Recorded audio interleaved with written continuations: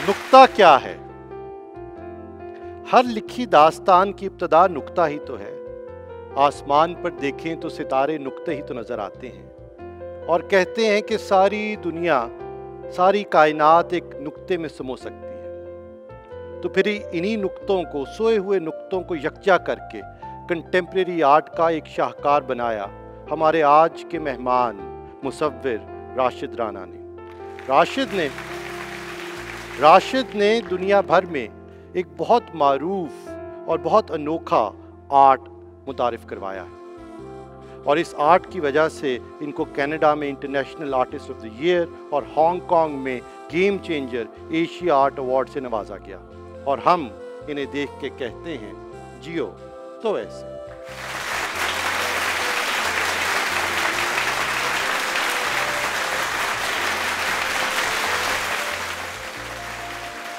एक सवाल है जो शायद हम सब के जहनों में है और शायद उन सब लोगों के जहनों में है जो ऐसे मुल्कों में रहते हैं जो तरक्की पजीर हैं और शायद पास में कॉलोनाइज्ड रहे हैं। और वो सवाल ये है कि हम तरक्की कैसे करेंगे, हम आगे बढ़ेंगे कैसे और हमारे लिए वे फॉरवर्ड क्या है। इससे पहले मैं आपसे अपनी जर्नी शेयर करना चाहता हूँ। और एज एन आर्टिस्ट मैं इस जगह पे ग्रो अप किया जहाँ पे बहुत सारी मिसकंसेप्शंस पाई जाती हैं, गलतफहमियाँ हैं आर्ट के बारे में। वो एक तफन्नुन तबाह, लुत्फ़अंदोज़ी, इंजॉयमेंट, मशगला, हॉबी की तरह समझा जाता है, जबकि आर्ट नॉलेज है, ज़ुबान है, एक इजहार का ज़रिया है, फ़लसफ़ा है, इमेजेस की पावर का ज़रिया है। और ये सब कुछ मुझे भी मालूम नहीं था जब तक कि मैं मौका नहीं मिला मुझे आर्ट स्कूल जाने का। और आर्ट स्कूल पे मेरी ट्रेनिंग हुई एक मुसव्विर के तौर पे, एक पेंटर के तौर पे, एक रवायती पेंटर के तौर पे। लेकिन पिछले 20 सालों में जो मेरा काम है, मेरी आर्टिस्टिक प्रैक्टिस है, वो बहुत सारे ट्रांसफॉर्मेशन से गुजरी। और शायद उसकी सबसे बड़ी वजह ये सोच थी जो मुझे बहुत आगाज़ में ही पता चली कि मुझे सवाल ये नहीं पूछना कि आर्ट क्या है, आर्ट क्या हो सकता है। मेरा ताल्लुक़ लफ्ज़ों की दुनिया के बजाय तस्वीरों की दुनिया से है, तो मैं आपको अपने कामों की मिसालें दिखाता चलूँगा। और मेरी जो प्रैक्टिस है वो इस चीज़ पे रेस्ट करती है बुनियादी तौर पे कि हम तस्वीरों की दुनिया में रहते हैं। ये एक बज़ाहिर एक सादा सा जुमला है, एक सादी सी बात है कि तस्वीरों की दुनिया, बहुत सारी इमेजेस हैं, it's a world of images. लेकिन हम शायद नहीं सोचते कि आज से 30 साल पहले ये इतने सारे इमेजेस जो हमारे इर्द गिर्द हैं, इन करोड़ों और अरबों के नंबर में, ये इस तरह से एग्जिस्ट या एक्सेसिबल नहीं थे publicly through this explosion of internet और डिजिटल एज जिसमें हम रहते हैं। तो ये इन सब चीज़ों की आगाही, इन सब चीज़ों से, इन अपॉर्चुनिटीज़ से, इन पॉसिबिलिटीज़ से अवेयर रहना, ओपन रहना is something that became the basis for the changes that my practice has gone through.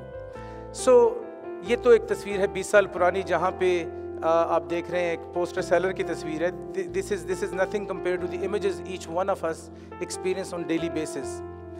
तो दूसरा जो सवाल शदीद मेरे जहन में था एज एन आर्टिस्ट वो ये कि अगर आप एक कॉलोनाइज्ड मुल्क से हैं, थर्ड वर्ल्ड कंट्रीज से हैं, तो आपसे तवक्को ये की जाती है कि आप जो काम बनाएंगे वो आपके माजी से, माजी की तख्लीकात से मुशाबहत रखता हो। जो इमेज आप देख रहे हैं, this is what usually people expect from an artist from Pakistan, कि वो मुग़ल मिनिएचर या इस किस्म की तस्वीरें बनाए जो कि इस खित्ते में माजी में प्रैक्टिस की गई है। लेकिन मैं एक सबवर्सिव रूट लेके मैं ये कर रहा हूँ इस तस्वीर के अंदर कि अगर आप पास में देखें तो मिनिएचर्स तो हैं, लेकिन असल में वो मिनिएचराइज्ड बिलबोर्ड्स हैं मेरे इर्द गिर्द की रियलिटी के लाहौर से।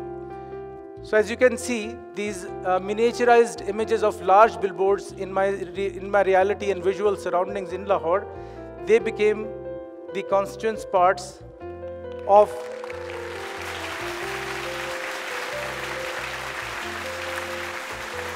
मैं इस टेक्निक में प्राइड नहीं लेता कि ये बहुत मुश्किल काम है या मुश्किल काम नहीं है।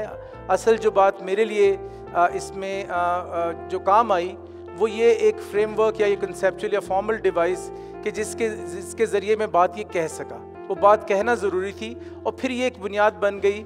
और बेशुमार कामों की, बहुत सारे काम जो इसके बाद आए जहाँ पे मैं इसी किस्म की और बहुत सारी कॉन्ट्रडिक्शंस जो हमारे इर्द गिर्द और हमारे अंदर पाई जाती हैं उनको मैंने डॉक्यूमेंट करना शुरू किया। सो ये इमेजेस हैं एक स्लॉटर हाउस के लाहौर में, और उसको आप ये देख रहे हैं कि मिलके एक ओरिएंटल रग कारपेट की शक्ल बनाते हैं। तो ये दो जो एक्सट्रीम्स हैं कि जो मैक्रो इमेज है ओरिएंटल रग का और जिससे वो मिलके बन रहा है, शायद नैरेटिव जो है और जो बात हो रही है वो उन दोनों के दरमियान में लाया करती है।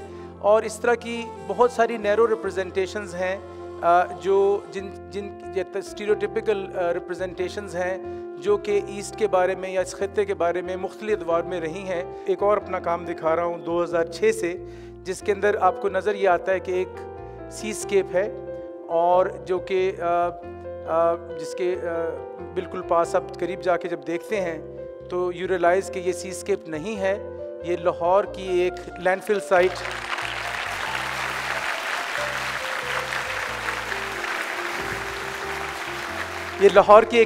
साइट के हज़ारों इमेजेस हैं जो कि सारा हम कंज्यूम करते हैं।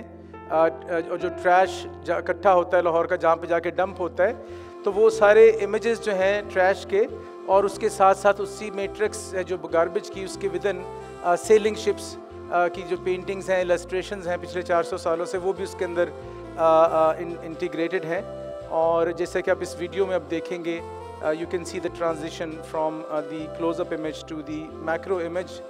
और इस काम का टाइटल है offshore accounts. I am not referring to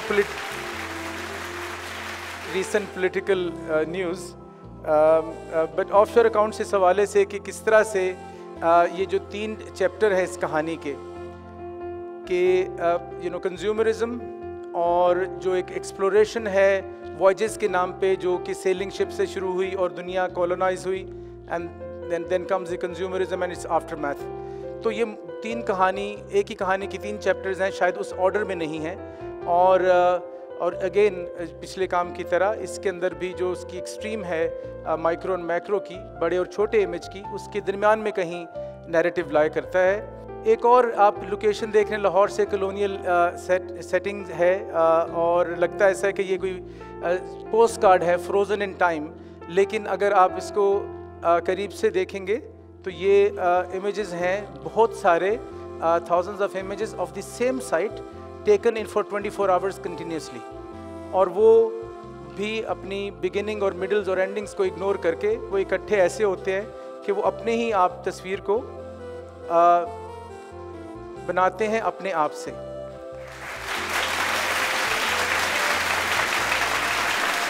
तो मेरे लिए पॉसिबिलिटीज खुलती गई कि सिर्फ पेंटिंग जो है वो रंगों से, ऑयल पेंट से, कैनवस से नहीं, skies is the limit, art can be anything. अगर आपका ताल्लुक ग्लोबल साउथ से है, तरक्की पजीर मुल्कों से है जो कॉलोनाइज थे पास्ट में, आपका फ्यूचर अपने माजी के रोमांस में रिफ्यूज ढूंढने में नहीं है। आपका फ्यूचर जो डेवलप्ड नेशंस हैं उनको तकलीद, ब्लाइंड तकलीद में भी नहीं है, अनलेस इट्स साइंस और technology, that's a different matter. लेकिन आप अपने लिए किसी किस्म की कमतरी रखे बगैर अपने लिए नई ट्रैजेक्टरी और नई लेगेसी बना सकते हैं, उससे आपको कोई नहीं रोक रहा है, and that is the way forward.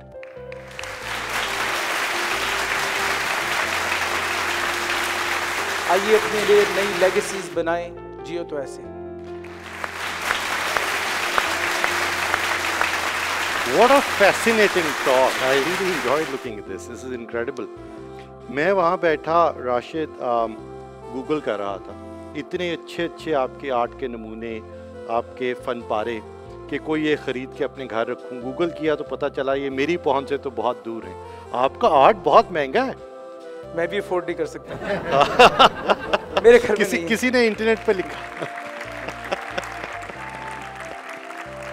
किसी ने इंटरनेट पे लिखा हुआ था कि राशिद राना का आर्ट सादकैन के आर्ट से 4 गुना महंगा है। ये बात दुरुस्त है राशिद? जी दुरुस्त है, लेकिन शायद पैसा मेयार नहीं है हर चीज़ का। दो it feels good any kind of success, because एक और तरह का की डेमोक्रेसी है कि बहुत सारे लोग, नॉट चंद ओपिनियन मेकर नहीं, बहुत सारे लोग अगर आपके काम में इंटरेस्टेड हैं, लेकिन ये मोमेंट मोमेंटरी होता है ये वाली सक्सेस का। जो और चंद मौके आए मेरे करियर में, शायद वो ज़्यादा मेरे लिए इम्पोर्टेंट है। Excellent. Well, I hope that you continue to inspire us to do more, be more, and achieve more. Thank you so much for coming on. Thank you.